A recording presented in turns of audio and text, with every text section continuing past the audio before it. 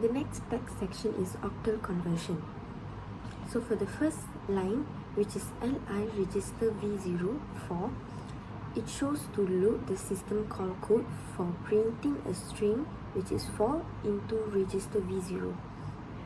And the second line shows LA register A0 octal label shows to load the address of the octal label string into register A0, which will be displayed as the label such as octal. Next, we have used syscall. Syscall purpose is to perform the system call to print the string that we have stated in the above line. Next line is move register T1 to T0. Copy the input number in register T0 into register T1.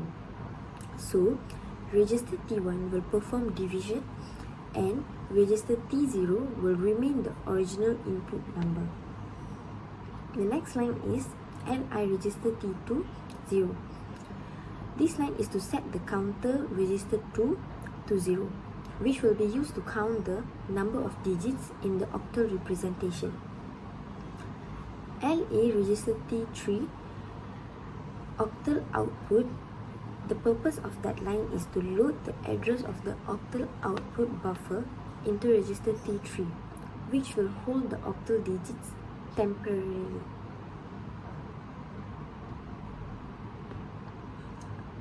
Next is the octal loop. For the octal loop, the first line is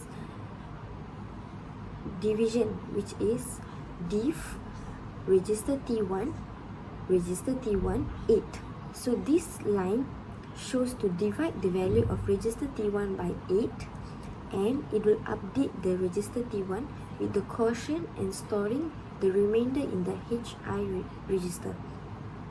Next is MFHI register T4.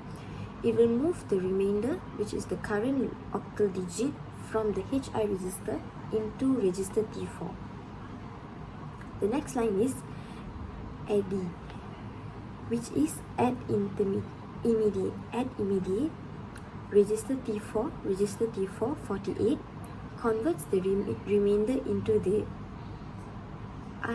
ASCII equivalent by adding 48. So if the remainder is 3, it will become the ASCII value will become 3. SB register T4 0 in bracket register T3 stores the ASCII value of the current octal digit into the buffer at the address pointed to by register T3. Next, add immediate register T3 is the increment the pointer register T3 to the next position in the buffer for storing the next digit. The next line is add immediate register T2 1, which is the increment the counter register T2, which tracks the number of octal digits processed. And then mflow register T1 is the update register T1 with the quotient from the division result by dividing by 8. This is from the previous slide.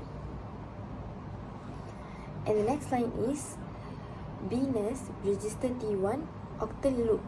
If register T1 is not 0, branch back the octal loop to continue processing the next digit.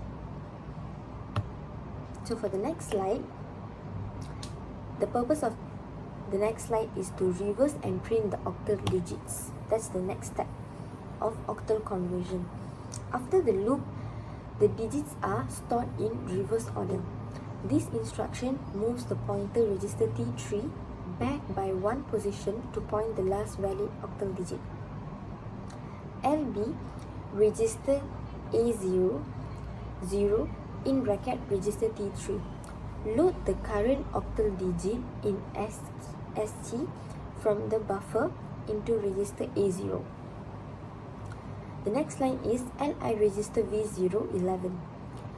This line is to load the system call code for printing a character system call 11 into register V0. The last line is syscall. Syscall triggers the system call to print the characters stored in A0, register A0.